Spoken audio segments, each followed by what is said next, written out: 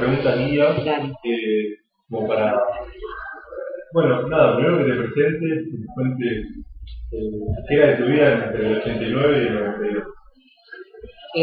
Bueno, yo me llamo Silvia Villanova, trabajo acá desde el año 84. Que era de mi vida en el 89, yo que ya estaba metida acá adentro hacía bastante tiempo.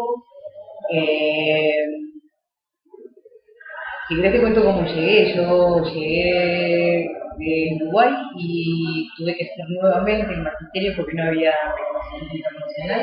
Entonces vine a terminar, a hacer nuevamente mi magisterio catalán y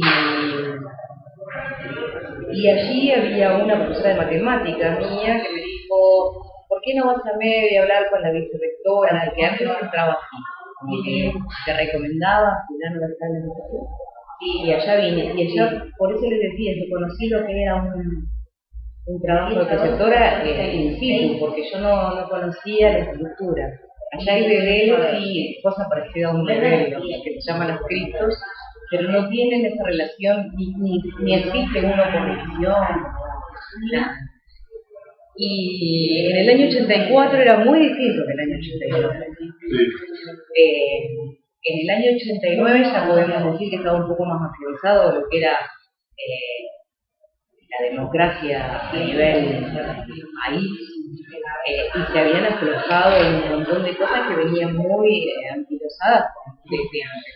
Igual siguieron durando y duraron muchísimo tiempo, pero vos en el 89 ya estabas trabajando como preceptora. Como preceptora de nivel medio. Bien. Estábamos en este piso, en el segundo piso, ¿dónde estabas? En el 89, no sé si... 89, 90... En el 89 no sé si nos fue en el momento que se vino abajo el edificio. En un momento determinado hubo un peligro de derrumbe en todo lo que es el edificio histórico. Entonces terminamos todos, no importa de qué escuela fuera, pero todos estábamos funcionando en el edificio nuevo. Entonces estaba el comedor junto con la organización de los papeles y junto con la rectoría, y era todo un gran... Todo este sector estaba cerrado, estuvo clausurado muchísimo tiempo, se perdió un montón de material de la biblioteca, porque se empezaron a unir los pisos y una vez un principio de derrumbe y diseño no sé qué, se bajó un montón de material, hay muchas cosas que se perdieron en ese momento. Nos fuimos a unas vacaciones de invierno y cuando volvimos nos encontramos a la escuela que no se podía habitar.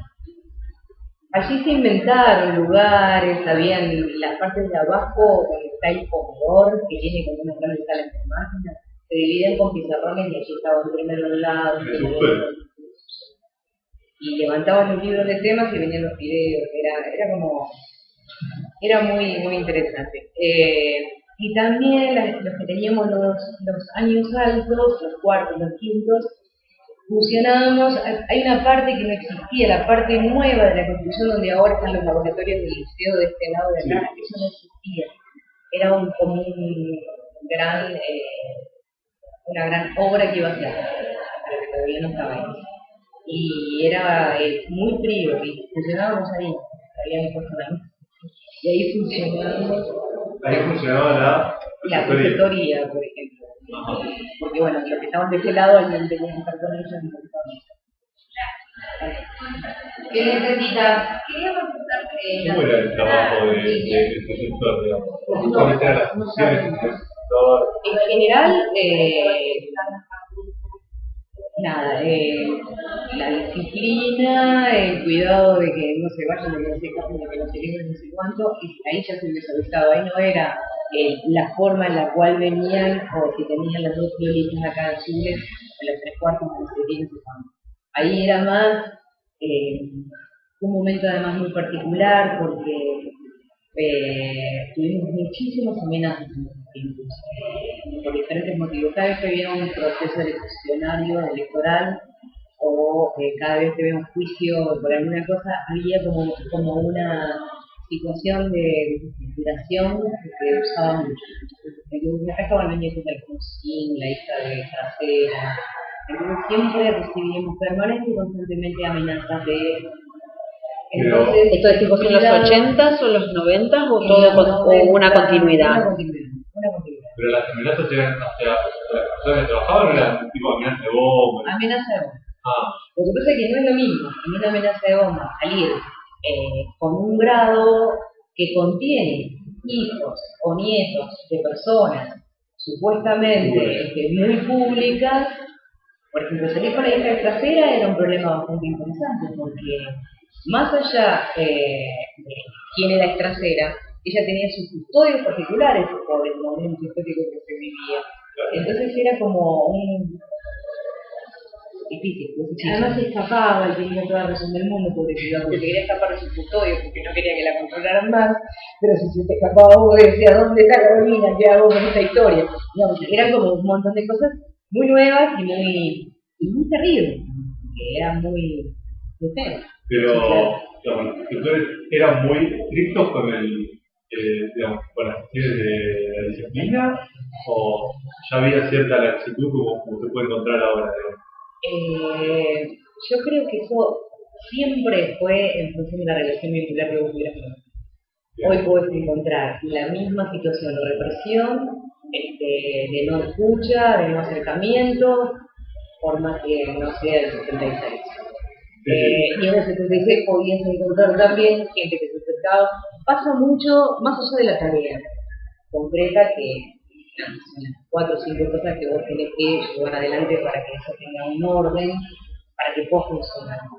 Pero después los vínculos se construyen desde otro lugar. Y por más que han pasado los años, hay muchos vínculos que no se han vuelto. Hay un tejido social que se rompió y que es muy difícil de volver a construir y a reconstruir. Y además hay otra cosa que es la ley del mínimo esfuerzo, del mínimo trabajo. Cuanto menos te enteras, menos te acercas, menos se hace. Y a veces se asusta mucho la problemática adolescente. Y me parece que no es lo mismo. Igual nunca voy a decir que es lo mismo trabajar ahora que en otros años, pero me parece que desde lo vincular siempre se establece, siempre hay una cuestión que pasa mucho por la personalidad o por las ganas, más que por la tarea en el momento. Pero no había una obligación de seguir ciertas pautas, como por ahí sí en la década anterior, donde sí había que... Sí, que a mí nunca me pasó, por eso te digo, yo empecé en el 84. La estructura misma daba que todo fuera de una forma mucho más rígida y estructurada. Pero no había una norma escrita ni dicha, sino que el hábito te llevaba a que todo el mundo caminara para allá, no sé, o no pasara por determinados lugares, o que se entrara automáticamente cuando pasaba, y eso se fue haciendo diferente. O sea, ahora no están en la escuela para encontrarlos porque no saben dónde está, digamos, esas cosas sí son más. Pero eso ya te digo, fue como, pero siguió estando presente muchos años más, claro. ¿Cómo recordás las aulas? Hubo de todo un poco. No sé, ¿cómo las recordás vos? Bueno, más o menos en esta época. Yo nunca... Es una época donde nosotros tomamos como hechos significativos, o hechos que llaman a la memoria, digamos, 3 cosas. La huelga docente del año 88, que fue muy importante y que afectó 89, 90, 91 y más también. El asesinato de un muchacho llamado Walter Blasio, que también es significativo, y la transferencia de las escuelas de nación a provincia, como hecho que a la gente llama a recordar. Entonces, digamos, ¿cómo recordás en ese tiempo mental digamos, las aulas?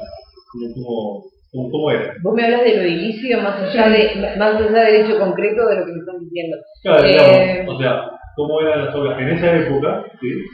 Tanto recuerdo de esa ayuda, ¿cómo eran los bancos, el pizarrón, las paredes, cómo estaban sentados los chicos? No sé si había diferencias entre profesores de altura con tarima o no. Hay un periodo que yo no lo conocí, esta escuela, que es cuando estaba entera, que era todo una manzana. Eso nunca lo viví. Y después pasaron cosas, diferentes construcciones que fueron levantándose y tirándose. Estos pasillos, por ejemplo, tenían aulas de los lados, y en la planta baja también. Son las famosas carnicerías que decía Virginia. entonces siempre pasó en esta institución, y me parece que en casi todas, que siempre hubo falta de lugares físicos o cuidado de esos lugares físicos para que se pudieran desarrollar tanto.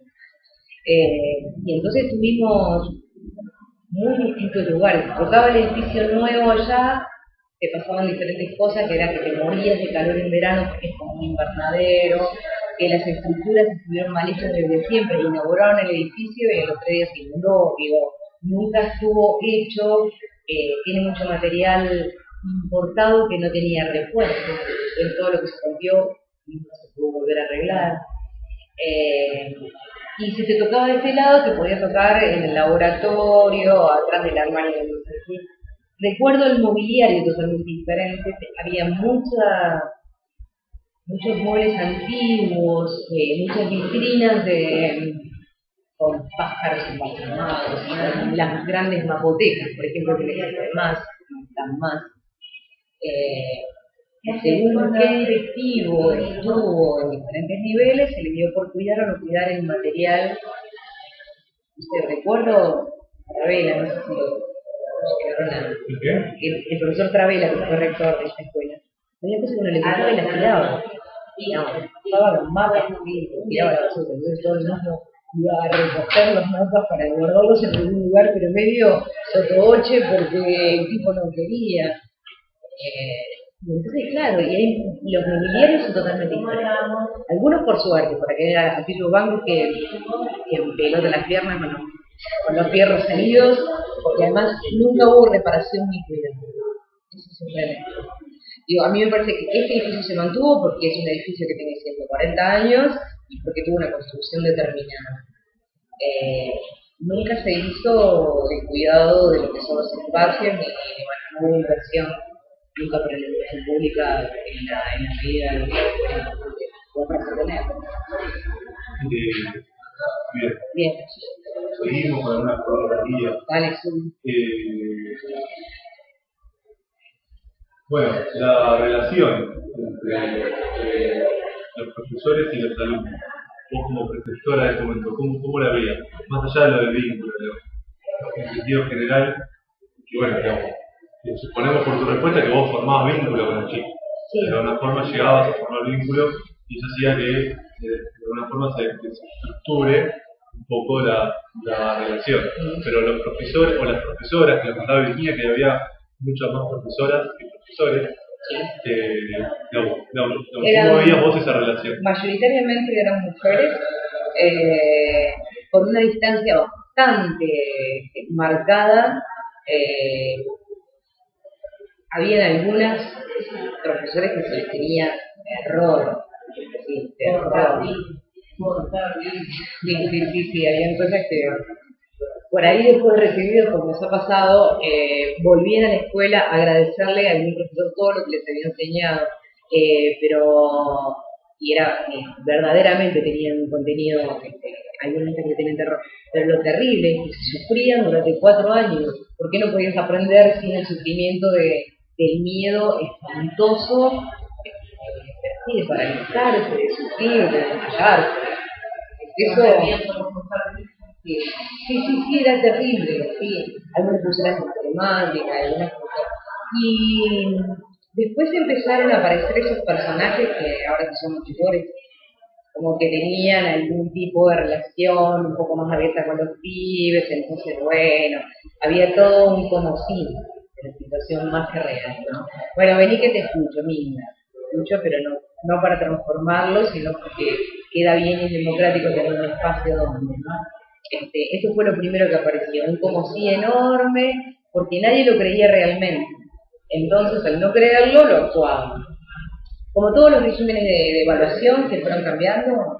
¿Te acordás de alguno? Sí, me acuerdo de que satisfactorio, muy satisfactorio y no sé qué, no sé cuándo.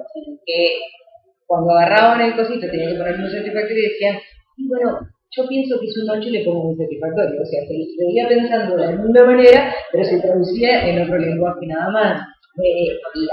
El cambio de mentalidad por una evaluación realmente no estaba. Y entonces, bueno, fueron apareciendo esas cosas que después sí algunas sirvieron un poco más y otras no. Pero ¿Cuál sirvió, perdón? ¿Das alguna? de la evaluación. Sí.